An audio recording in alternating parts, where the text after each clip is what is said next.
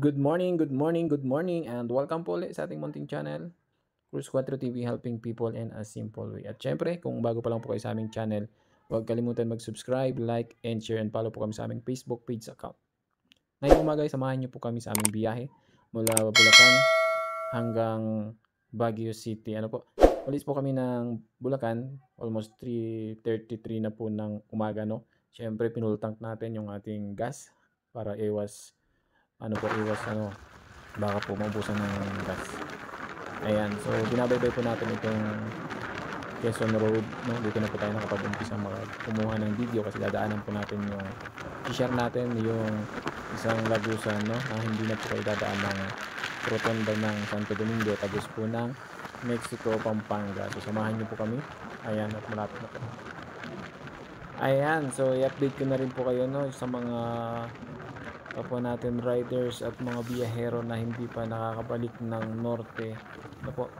Ayan, simula po ng Bulacan, no, bihira na yung mga lubak-lubak na daan. Napakaganda na po ng kalsada, no po. At dire-diretso po yung aming biyahe. Halos lahat po ng mga nadaanan natin, ng mga nakaraang rides natin ay puro lubak. Pero as of now, napakaganda na po ng kalsada, no po. May mga mangilan-ngilan na rin, ano, na mga lubak, pero hindi na po ganun kahirap yung kagaya ng dati, no po. So yan na nga, habang binabaybay natin yung Quezon Road, hindi ko napansin na nandito na pala kami sa loob, ano po. Sa kahabaan ng Quezon Road, ayan, kung naka Google Map kayo, kung mapapansin nyo, ibibigay ni Google yung daan na kakaliwa kayo. At yun po yung diretsuhin nyo lang, ano po. Siyempre ito po ay Barangay Road at medyo madilim, no. Dito po ay may mga paunti-unting mga lubak-lubak yan. At siyempre may mga series of humps na may mga distansya naman yung layo. Ayan, yung ilaw natin is naka low lang po, kaya medyo limit yung makikita natin, no. So di ko napansin na ayan, may mga series of humps dito po. Ayan, may mga hump ba yan yung kinakain or humps? Ayan po. So dito, ayan, pinakita ko po sa inyo yung Google Map. Ayan, nakikita nyo yung Google Map dyan. Ayan, kulay blue. Ayan po yung pinabaybay natin.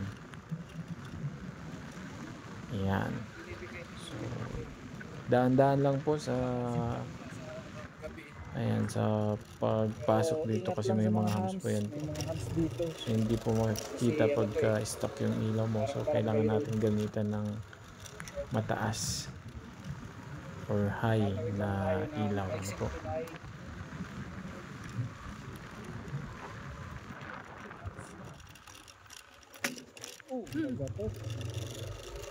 Lalay lang po kasi hindi ako nag-aalalay. Nagtag lang siya ng hands. Kasi ano po ito eh, Barangay Road. Dami lang hands.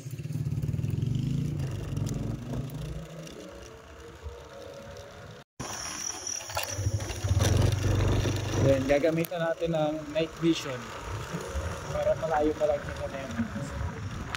Hi. Ito yung natin. MDL na tatong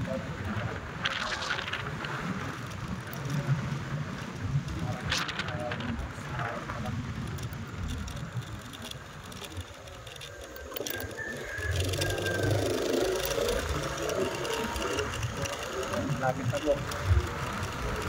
Malapit na tayo lumabas.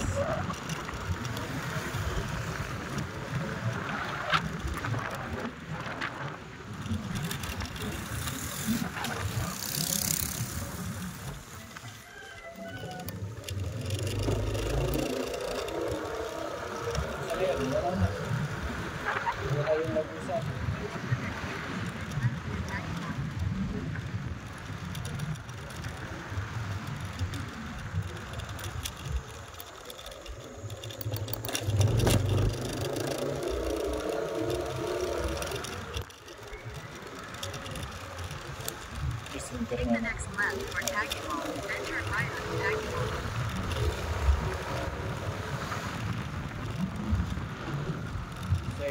dito na kayo malilito. Paglabas po dito sa ano na to, intersection.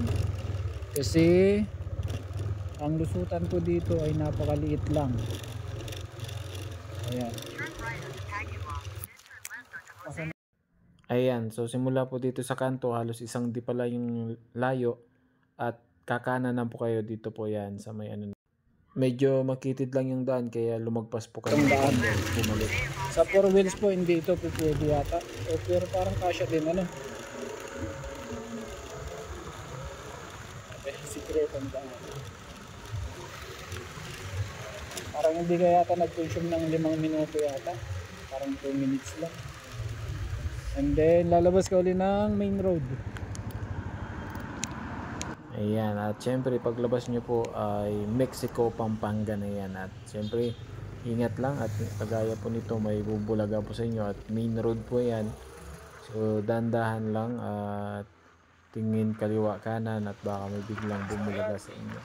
Dahil papasok na ulit kayo sa main road ng Mexico, Pampanga. At syempre hindi ko napansin na naka-high pala ako. Naka-high yung ilaw, no? So meron tayong nakasalubong dito na riders na nagbigay ng signal, no? Para patayin kasi medyo ayun, nag-blink-blink. Medyo masakit po talaga sa mata yan kasi kulay dilaw siya na naka-high. So yung mga kasalubong mo magiging ano na yun, mabablind spot siya. O masakit sa mata.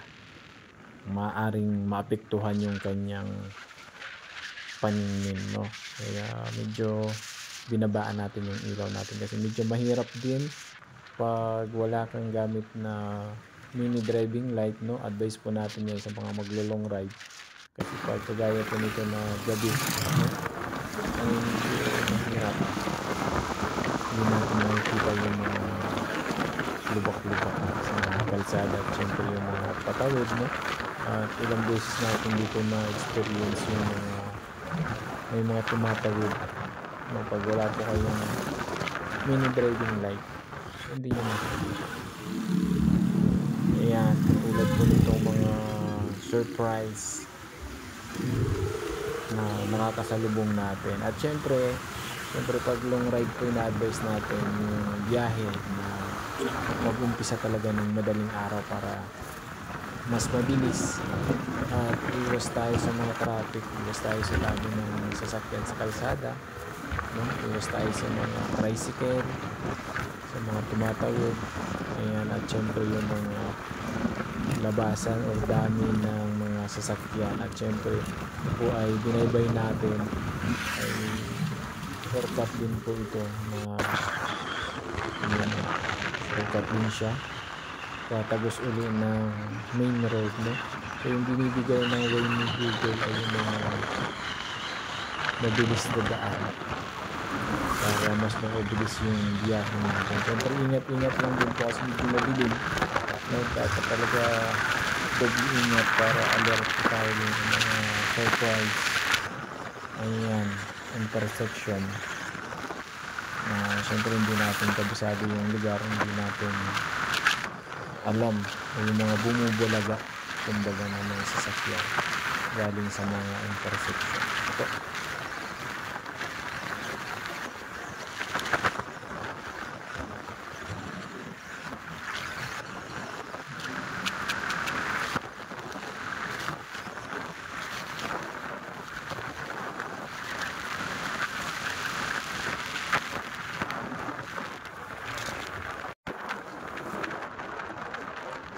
At dito sa park nito, no, mapapansin mo very smooth lang yung biyahe namin kasi napakaganda ng kalsada, yan asfaltado po yan, no?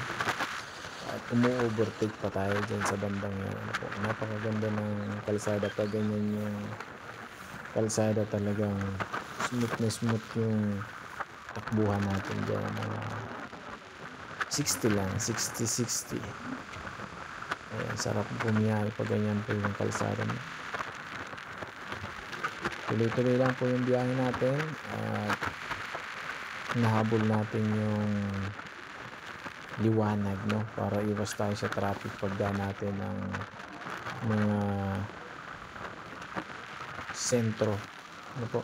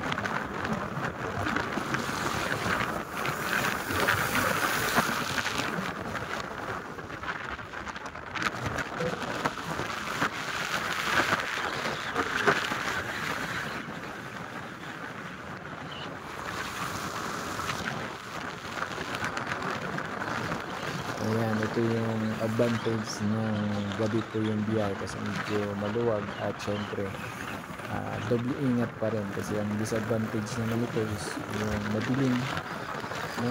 So talagang advice talaga natin na magpalagay kayo ng mini driving light, no? So wala tayong pinopromote dito na baka magkaroon. So yan po, no? Shoutout din kay Kuya, yan, kay ate na nakalong ride din to at mayroong dala-dala sa likod. Ito yung nakasabayan natin at nakahabulan natin dito sa mga ano, ayan, bago po mag-exit ng Pampanga.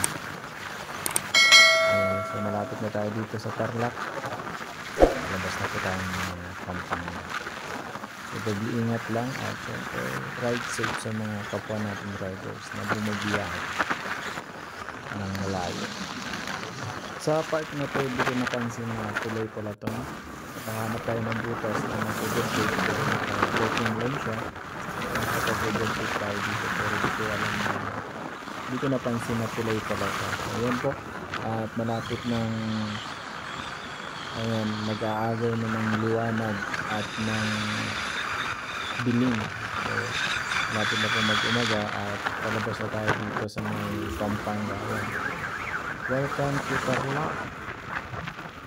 So babaybayin na natin itong kahabaan ng Tarlac.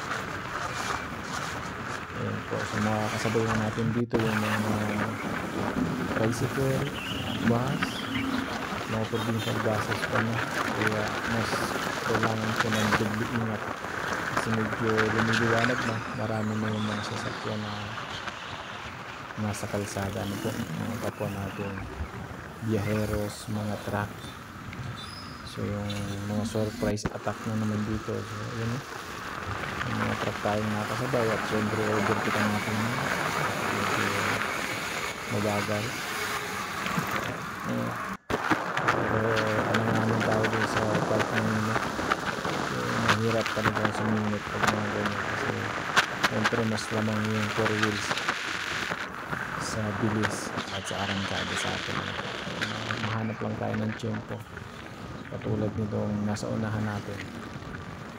Hanap lang tayo ng tiyempo at hindi tayo makapag-overtake. Tandaan lang. Siyempre yung cameraman natin kung saan saan pinututok yung camera. Ayan. Good morning Tarlac. Kahabaan ko rin highway yung binabayday natin dito. Open siya.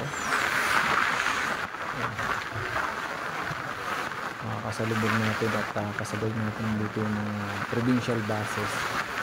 No? At syempre pagpasok mo dito sa Tarlac, malapit na at sasalubungin ko ng ayun, sikat ni Haring Araw. Napakaganda po talaga. Sulit na sulit yung rides mo pag makakakita ka ng ganito kulay ginto na sinag ng Haring Araw. Napakasarap sa pakiramdam talaga, napifresh ka, refresh. Ayan. So habang binabaybay natin yung highway dito, MacArthur Highway ko yata ito, hindi ko ako sure. Siyempre yung napapansin natin parang nagkakago na siya, kasabay ng sikat ng Haring Araw sa bandang inahan. Napapansin po natin parang nagkakago na siya. Ayun, nagsisero visibility na siya, kaya doble ingat na naman tayo dito sa part na to. Kumakapal yung hamog, no? Pagpasok natin ng Tarlac, no? So syempre tayo mga riders at mga biyaheros at talagang may experience na dito pag dumaan kayo dito. Ayan, as of February 17, ayan, magsi-6 po ng umaga yan. Nakikita nyo yung hamog at syempre bandang unahan po yan talagang Mararamdaman nyo yung lamig, yung moist na dumadampi sa mukha. Ito kasi hindi po ako gumagamit ng visor para feel na feel yung lakas ng hangin. Ayan.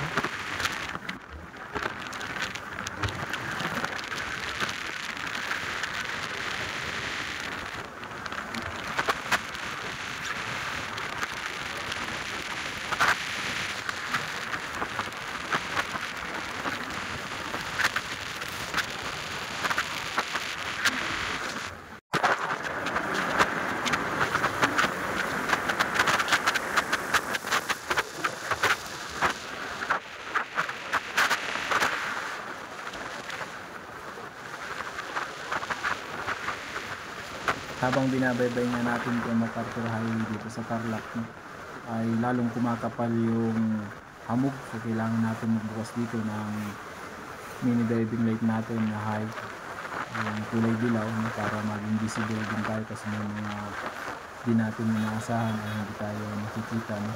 Katulad po nitong nasa unahan natin na hindi natin maaninag, ayan, dahil sa kapal ng hamog. So kailangan maging visible tayo nitong Joy Bus nito, yung Genesis na ito na biglang kumaliwa. So buti na lang medyo malakas yung brake natin, kaya importante talaga yung ilaw, no, para maging visible tayo. Ayan, habang kumakapal yung hamog, no, ay lalong tumataas yung chance na hindi natin makita yung nakakasalubong natin o yung nakakasalubong natin sa kalsada. So kailangan natin mag-ilaw, no, para makita tayo at maging aware sila na merong nakasunod o merong sasakyan sa likod nila, ano po. Kaya ingat-ingat, doble ingat pag mga ganitong sitwasyon. So kailangan talaga yung maging alerto tayo 24. Tuloy-tuloy lang po yung biyahe natin, no? Wala pa tayong pahinga yan, hindi pa tayo mag-stopover from Bulacan. Almost mag 3 hours na po yata. Start kami ng rides namin ng 3:33 ng umaga. Kaya dito na tayo sa San Manuel, no? So yung gas natin dito from Bulacan is full tank, no? Nagkagalan tayo ng 152 pesos dahil may laman pa siyang kalahati, no? 152. So yun lang muna yung nagastos natin dito sa rides natin ito. At syempre sa ayan, no? So dito sa bandang to ay nasa nangangalahati ng gas natin, so kailangan natin na mag-full tank, no? Mahirap na ubusan ng gas kasi pag ganitong long ride, so bibihira or di natin alam yung mga exact location ng gas station. So kailangan natin mag full tank ulit, no? Ayan, so palabas na tayo ng Tarlac, malapit na tayo sa Pangasinan. So yan, so smooth yung rides dahil napakaganda ng kalsada dito kahit mahamog. So ayan lang muna at maraming salamat po sa pagsama sa biyahe namin, yung aming first ride 2025 ng February 17. Good morning and God bless po sa lahat. At syempre sa mga bago pa lang na nakakapanood ng aming channel, huwag kalimutan mag-subscribe, like, and share, and follow po kami sa aming Facebook page account para po sa susunod naming video at sa aming mga susunod charity video. God bless po. Maraming salamat.